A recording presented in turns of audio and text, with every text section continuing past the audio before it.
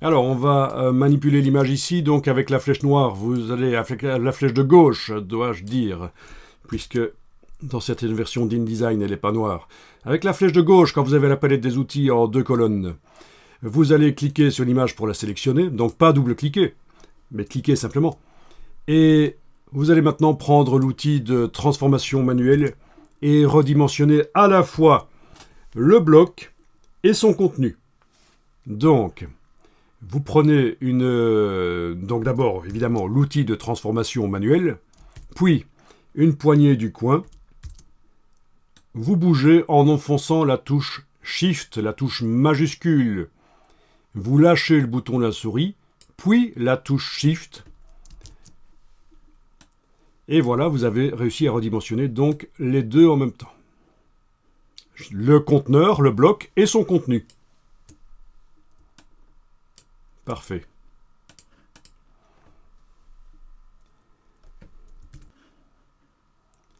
Ensuite, on va faire quelque chose qu'on n'a pas encore fait, c'est redimensionner seulement l'image dans son bloc. Une chose qu'on avait testée, c'est de bouger l'image dans son bloc. Mais évidemment, ça n'avait pas de sens. Ça faisait ça. Je vous montre. Flèche de gauche. Je double-clique. Si on enfonce et qu'on bouge, ça bouge l'image dans le bloc. Mais ça n'a pas de sens. Le bloc qui contient l'image, il garde la même dimension. Il est là en vert.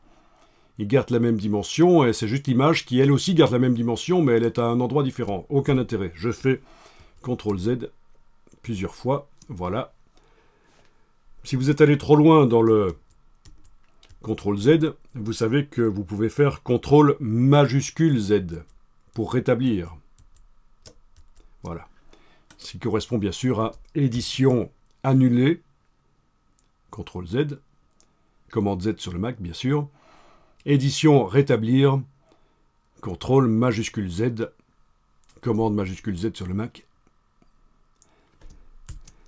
Voilà, c'est l'historique en fait. Contrairement à Photoshop, il n'y a pas une palette historique qui vous montre toutes les actions réalisées sur le document et on ne peut pas cliquer sur les différentes actions.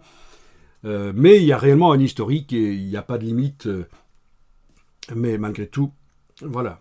Si vous devez revenir beaucoup de fois en arrière, vous avez parfois intérêt à réouvrir le document précédent. D'où l'intérêt d'enregistrer régulièrement sous un nom différent et de garder les versions d'avant.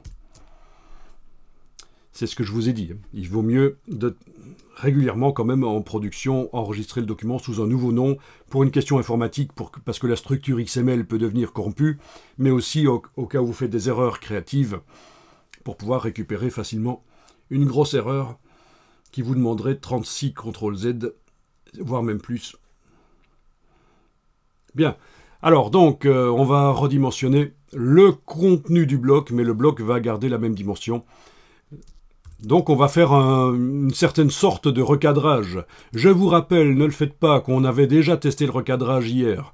On avait pris la flèche de gauche, et là je clique à côté pour que rien ne soit sélectionné. Puis je clique une fois là sur l'image. Avec la flèche de gauche, on avait été voir qu'on pouvait recadrer comme ça. Là je vais faire CTRL-Z 2 fois, voilà.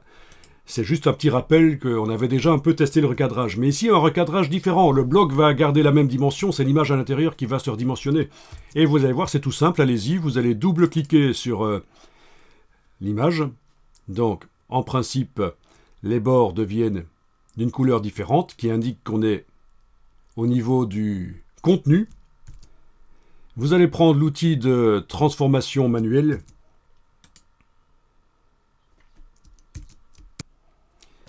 Et voilà, vous allez pouvoir prendre la poignée du coin, tout en enfonçant la touche Shift, et peut-être même aussi la touche Alt.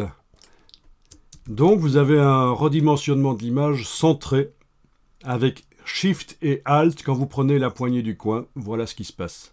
Allez-y, agrandissez-la, n'hésitez pas. Vous voyez donc les limites de l'image qui sont là. Et ensuite, avec l'outil de transformation manuelle, vous pouvez le garder activé. Vous allez pouvoir cliquer et bouger et repositionner. Donc du coup, bien sûr, l'image, sa densité de pixels a diminué. J'ai agrandi l'image sur le format lettre que j'ai là. Donc dans la palette lien, vous n'êtes pas obligé d'y aller, je vous le montre ici. Dans la palette lien, quand cette image-là est activée, je suis passé de 500 quelque chose à 339 ici.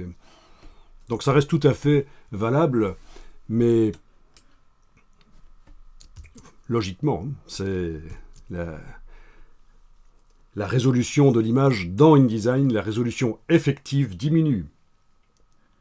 Si je poussais le bouchon encore plus loin, avec Alt-Shift pour faire ça,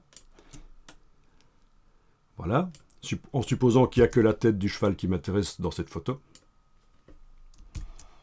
je suis passé à 203 ici. Donc, par rapport à une impression chez un imprimeur, l'image sera floue. On sait que l'imprimeur, ce sera 300, voire même 400, 450 si la qualité d'impression est de haut de gamme. Alors, je parle d'imprimeur, mais bien sûr, on sait qu'il y a aussi des services en ligne maintenant. Donc, des impressions en ligne, des livres, vous pouvez faire imprimer des livres en envoyant un PDF et il vous donne toutes les indications pour que ce soit correct, il vérifie avant d'imprimer. Il y a intérêt parce que, voilà, c'est en général minimum 500 exemplaires et ça coûte en général entre 10 et 15 euros le livre imprimé, surtout s'il y a des images. Donc vous imaginez, c'est un budget entre 5 000 et 7 500 euros pour les exemples que je viens de donner, pour imprimer 500 exemplaires. Donc il y a intérêt à ne pas faire d'erreur et qu'il y ait des vérifications avant de lancer l'impression. Voilà. Et c'est souvent de l'impression numérique, en fait. Parce que l'offset, la presse de l'imprimeur, comme j'ai montré hier, avec les 4 presses monochromes qui se suivent là, cyan, magenta, jaune, noir, ça commence à être rentable à partir de 10 000 exemplaires. Ça commence à valoir la peine de lancer ce genre d'impression à partir de 10 000 exemplaires, jusque 100 000. Entre 10 000 et 100 000 exemplaires, l'impression offset, ça marche. Chez des petits imprimeurs, oui, peut-être moins d'exemplaires, peut-être 3 000, 4 000, 5 000. Il va investir du temps pour si peu d'impression, peut-être. Et au-delà de 100 000, vous avez une autre technique d'impression qui est l'héliogravure. C'est une autre technique que l'offset. C'est de l'encre liquide avec des cylindres en cuivre qui sont gravés. C'est complètement différent comme technique. Entre 100 000 et 1 million d'exemplaires. Donc l'offset n'est plus intéressant parce que les plaques s'usent avant d'être arrivées au dernier exemplaire. Il faut en refaire. Et ça, c'est coûteux. Donc l'héliogravure, hélio, H-E-L-I-O, comme le soleil, voilà, hélio, c'est une technique adaptée. Et alors vous allez vous dire, oui, mais qui imprime 1 million d'exemplaires de quelque chose?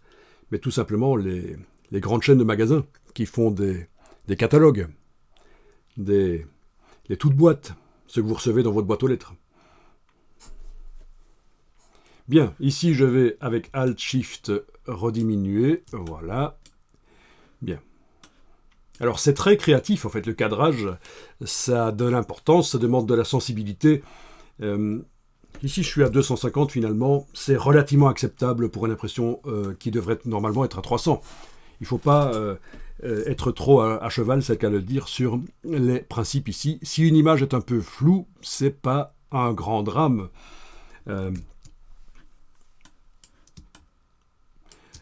Bon, donc le recadrage, voilà, vous avez fait du recadrage, donc d'une autre manière que ce qu'on avait vu hier. Donc le bloc ne change pas de dimension, c'est l'image à l'intérieur qui s'est agrandie. Très intéressant. Alors, la suite va être intéressante aussi, vous allez voir. Donc on va enregistrer le document, et là je vais peut-être changer de nom, c'est ce que je disais, je vais peut-être finalement l'appeler les images.